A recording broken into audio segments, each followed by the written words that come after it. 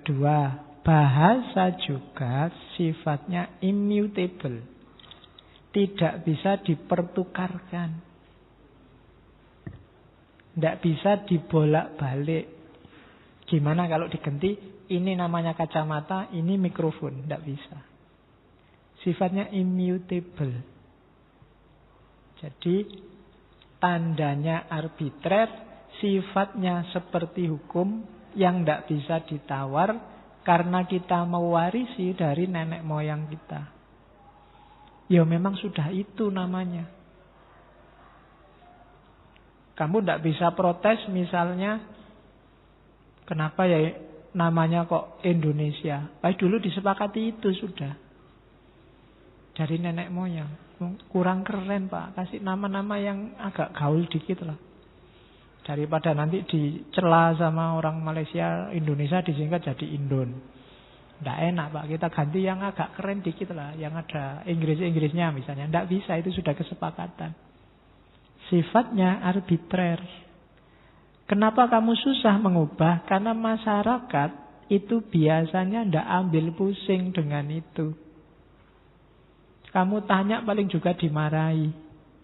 Kamu ribut sama ibumu, Mbok jangan bikin Rondo Royal, Mbok kita ganti aja namanya. Paling kamu cuma dimarahi sama ibumu. Ya memang namanya sudah itu.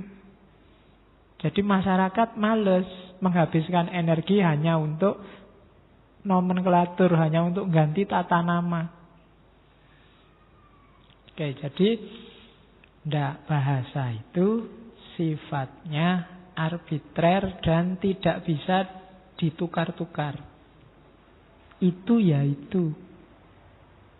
Oke. Katanya De Saussure, speakers are largely unconscious of the laws of language. Jadi kita yang pakai bahasa itu biasanya nggak pernah rewel, nggak pernah secara serius mempertanyakan kenapa ini istilahnya itu atau sebaliknya. Jadi bahasa tidak bisa ditukar-tukar. Cuma katanya De Saussure, problem bahasa yang tidak bisa ditukar itu akan berhadapan dengan selalu munculnya istilah baru, kosakata baru. Kayak tadi kan, kalau dulu orang ngertinya bujangan. Sekarang kamu nambah lagi istilah jomblo. Kalau dulu ada ndak laku, sekarang ada istilah jablay. Kalau dulu ada cerewet, sekarang ada kepo. Iya kan? Ini istilah-istilah baru. Jadi nanti asumsi bahwa bahasa itu ndak bisa dipertukarkan berhadapan dengan kenyataan ketika zaman berubah. Banyak istilah baru yang muncul yang sebelumnya tidak ada. Ternyata toh bisa bikin istilah baru. Meskipun istilah baru biasanya konteksnya berbeda karena ada perubahan zaman. Jadi immutability of sign. Bahwa tanda itu tidak bisa dipertukarkan. Tidak bisa dibalik. Misalnya merah, kuning, hijau tadi sudah disepakati itu ya membaliknya susah. Misalnya polisinya, gimana ya ini lampu merahnya kok mati konslet. Maknanya dianu aja dibalik. Karena kuning nggak terlalu penting, kuning artinya berhenti ya. Yang hijau tetap jalan, itu susah sudah. Karena konvensinya sudah merah itu berhenti. Oke, nggak bisa ditukar. Misalnya pramuka itu simbolnya, tandanya tunas kelapa. Mungkin kamu bosen tunas kelapa terus, gantilah pakai kelapanya apa degannya, apa simbolnya es degan misalnya, jangan tunas kelapa. Tidak iso. Karena jadi dia tidak bisa dipertukarkan. Tapi memunculkan yang baru mungkin. Memunculkan yang baru itu bukan pramukanya, mungkin yang tunas kelapa itu untuk pramuka kecil, untuk pramuka besar ya kelapa yang sudah tinggi, yang sudah besar misalnya. Itu mungkin asal disepakati. Tapi ngowai yang awal itu tidak gampang. Oleh karena itu, karena ada problem istilah-istilah baru, immutability of sign akan berkaitan dengan mutability of sign. ada kondisi ketika simbol bisa dipertukarkan. Kuncinya apa? Katanya De Saussure, kekuatan sosial dan waktu. Ya kalau disepakati, bisa. Sesuai untuk konteks yang menyepakati. Misalnya tadi rondo royal. Untuk kepentingan kita yang ngaji filsafat, mulai hari ini jangan sebut lagi rondo royal. Karena kita nasionalis, setiap kali ngomong rondo royal kita pakai janda. Apa ya, memang susah aku golek royal itu. Janda obral misalnya. Nah, contohnya begitu.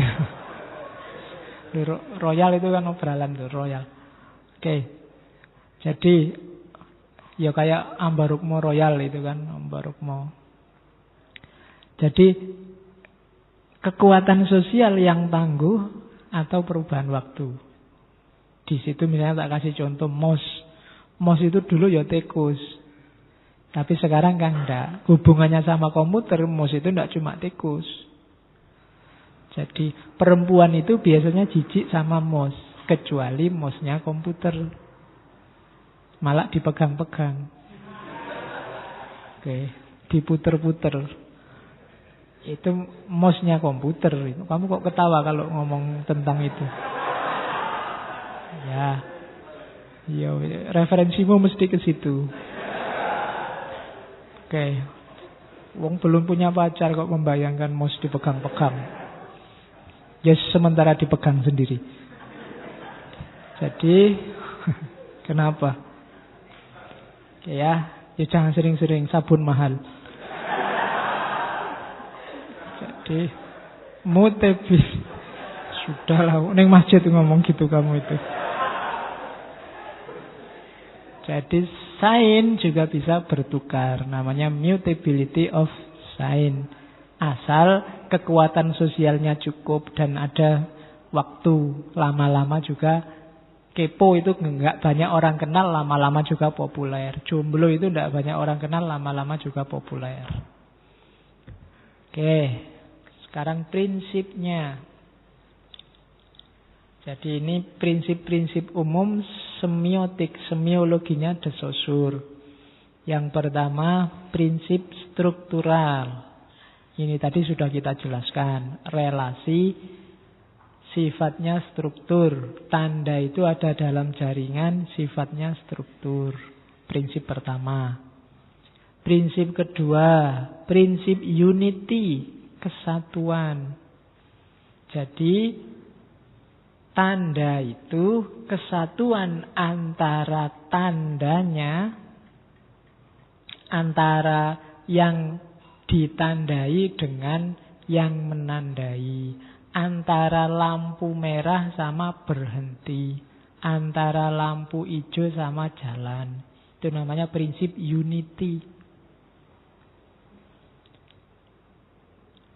Yang ketiga, prinsip konvensional. Dari mana munculnya hijau kok berhenti, merah kok berhenti, hijau kok jalan? Itu karena konvensi, kesepakatan dulunya.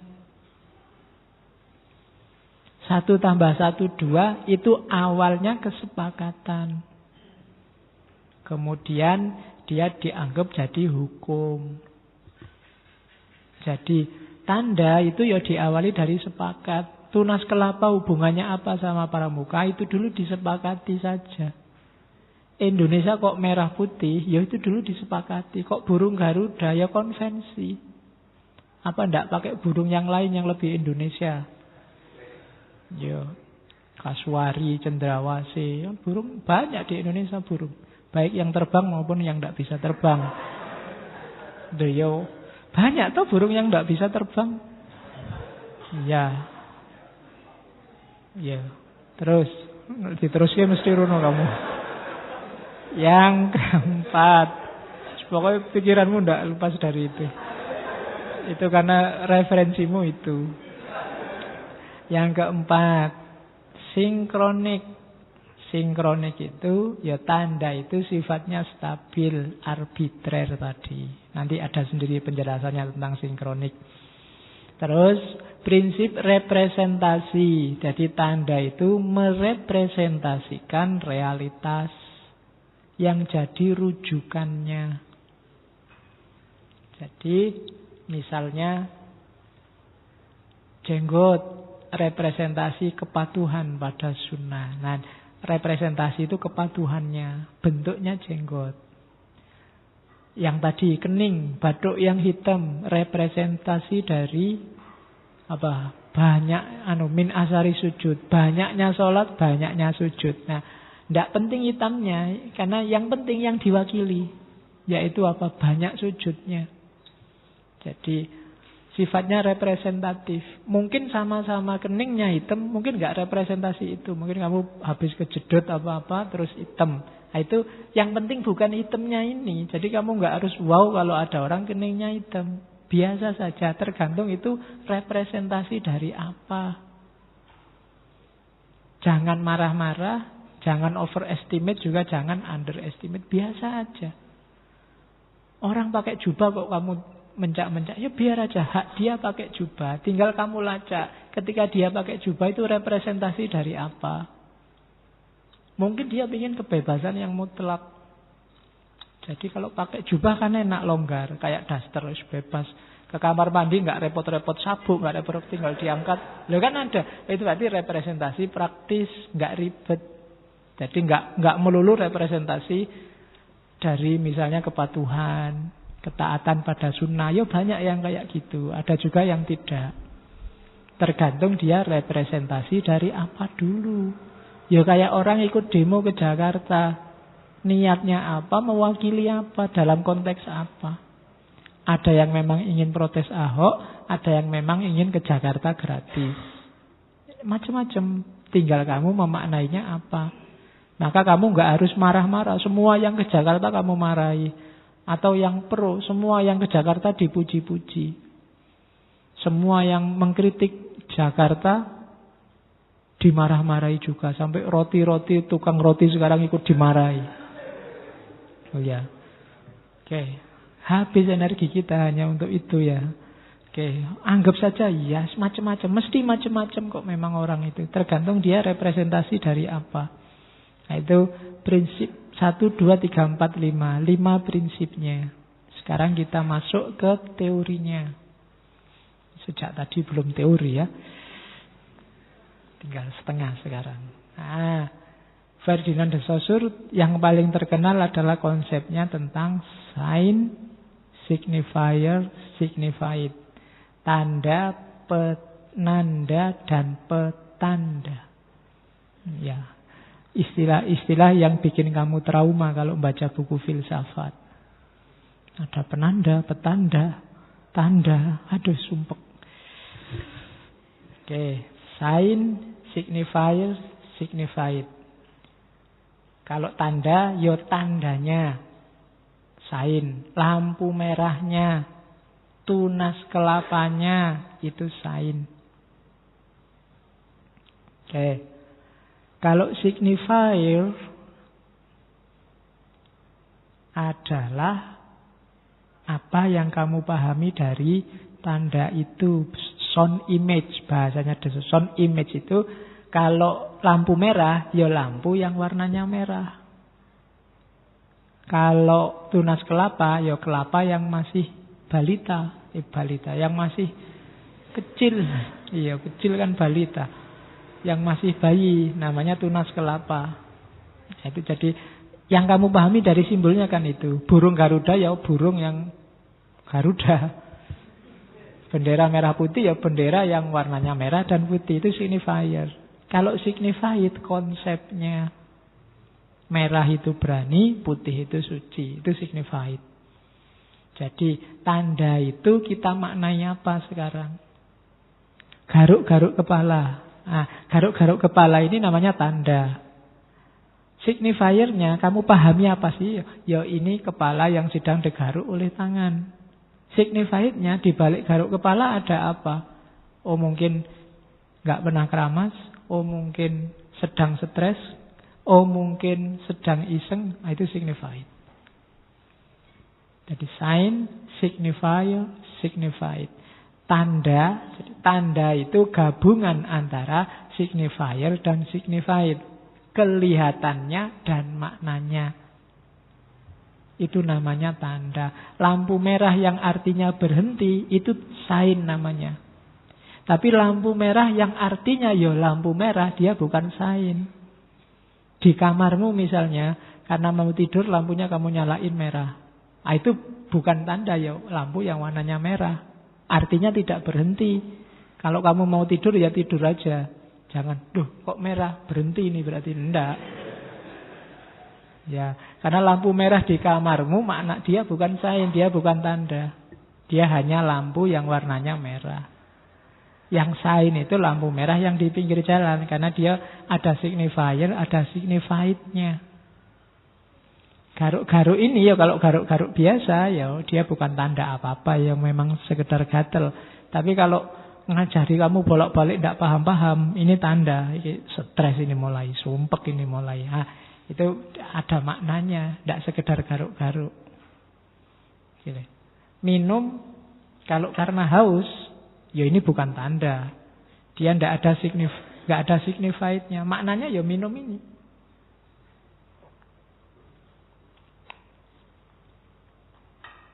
Tapi kalau kamu kasih signified, dia jadi tanda. Minum yang simbol gelas besar. Oh itu berarti minum yang khusus untuk saya. Nah itu tanda berarti. Karena dia tidak sekedar minum, tapi dia mungkin kayak tadi, mungkin penghormatan, mungkin formalitas, mungkin macam-macam. Nah itu tanda. Jadi tanda yang simbol tadi, sign, signifier, signified. Ada tanda, ada penanda, ada petanda. Gambarnya kayak gini. Kasih contoh, cuma sayangnya contohnya bahasa Inggris ya. Tidak apa-apa. Jadi sign itu gini. Misalnya ada tanda kamu sedang suka sama seseorang, kamu bawain mawar. Mawar ini kan tidak sekedar bunga mawar, tapi dia tanda dari kamu yang suka. Bahasanya itu personified rose. Nah, signifiernya, image-nya ya bunga mawar itu. Kelihatannya, gambarnya ya bunga mawar itu. Artinya ya bunga mawar. Cuma dia ada signified-nya, yaitu passion, menggambarkan perasaan. Menggambarkan apa yang ada di hatimu. Simbolnya mawar ini. Kalau mawar merah katanya cinta. Kalau mawar putih apa? Sayang. Kalau mawar ya. Karena ada maknanya kan bunga-bunga mawar itu. Saya nggak ngerti. Tidak terlalu suka bunga kecuali bunga bang. Jadi kalau personified rose itu kan jadi mawar ini ternyata ada maknanya. Melambangkan perasaanmu. Itu contoh sign. Nah, ini sign pertama. Tapi nanti ada sign level kedua. Sign level kedua itu mawar yang bermakna cinta, bermakna perasaan itu nanti dipahami banyak orang, dia jadi simbol kedua. Namanya romantic commodity. Misalnya signified-nya Valentine Day. Waktu Valentine Day itu kan banyak orang jualan mawar. Dengan makna personified rose tadi. Mawar yang artinya jatuh cinta, yang dulunya sign, sekarang jadi signifier kedua. Sekarang jadi barangnya. Tadi kan signifiernya cuma bunga, namanya mawar. Sekarang signifiernya mawar yang penuh cinta. Ini signifiernya. Mawar yang penuh cinta ketemulah dengan Valentine Day. Jadilah romantic commodity. Orang pada jualan mawar. Sekarang dia jadi komoditas. Ini sign kedua sudah. Mawar yang jadi komoditas. Jadi simbol uang sekarang. Simbol penghasilan bagi yang kreatif. Jualan mawar, boneka dikasih bunga mawar dan macam-macam. Nah, ini tanda level kedua. Terus ya, tak kasih contoh kalau agama. Sainnya, signifiernya itu Al-Quran misalnya. Signifiernya ya tafsirnya para mufassir. Tanda dari para mufassir. Misalnya ayat A yang artinya A. Ini kan jadi penandaan. Tafsir dari ulama A ini dia akan jadi sign kedua. Melahirkan signified kedua. Tanda kedua melahirkan ketiga dan seterusnya. Al-Quran dipahami oleh Imam Syafi'i misalnya. Melahirkan madhab Syafi'i. Sekarang madhab Syafi'i jadi sign kedua. Madhab Syafi'i dipahami oleh siapa yang Syafi'i? Ghazali. Lahirlah Syafi'i versi Ghazalian misalnya. Nah, Syafi'i yang Ghazali ini jadi sign ketiga. Syafi'i yang Ghazalian dipahami misalnya oleh Hasyim Asy'ari. Mbah Hasyim yang dialog sama Syafi'i yang Ghazalian melahirkan NU. NU ini sign selanjutnya. Terus begitu. Jadi signified pertama melahirkan sign kedua, signified kedua, lahirlah sign ketiga dan seterusnya. Jadi yang jelas konsepnya ada tanda, ada penanda, ada petanda. Kalau tanda itu gabungan antara yang ditandai dengan yang menandai. Kalau penanda itu barangnya apa adanya, kelihatannya. Kalau petanda itu konsepmu, maknamu terhadap barang itu. Misalnya kacamata. Kacamata ini dia jadi tanda misalnya ya. Harusnya signifiernya itu alat untuk baca. Wong ini kacamata baca. Tapi tak kasih signifier baru sekarang. Karena punggungku sedang gatel, dia tidak kuposisikan sebagai alat baca, tapi sekarang dia jadi alat garuk. Ini signified. Lahirlah sign baru, tanda yang baru, kacamata sebagai alat garuk. Dalam konteks ini. Meskipun signifiernya dia, awalnya dia maknanya adalah alat untuk baca. Itu namanya signified. Signified ini konsep dari kita, dari manusia terhadap barang. Sama kayak lampu merah yang kita kasih konsep berhenti. Berhenti itu dari kita, dari manusia. Binatang tidak ngerti. Kalau ada kambing lewat, tidak ada orangnya, meskipun lampu merah, dia lewat saja. Atau orang yang tidak ngerti tentang makna penandaan itu, ya dia lewat saja. Jadi signifier itu barang apa adanya, sesuai definisinya. Kalau signified, makna apa yang kita kasih ke barang itu, ke sesuatu itu namanya signified. Ayatnya sih bunyinya untuk saling mengenal, ta'aruf, li ta'arufu. Tapi karena kamu sedang jatuh cinta dan punya pacar, kamu kasih signified, kamu kasih signifikasi baru bahwa ayat itu maksudnya adalah pacaran. Jadi ta'aruf itu, ya Allah, kok ada yang teriak kayak punya pacar aja ya. Oke. Jadi itu namanya signifikasi. Jadi ada makna apa adanya, ada signifikasi. Ketika dua ini digabung, lahirlah sign, lahirlah simbol. Sign, signifier, signified. Oke. Sekarang ini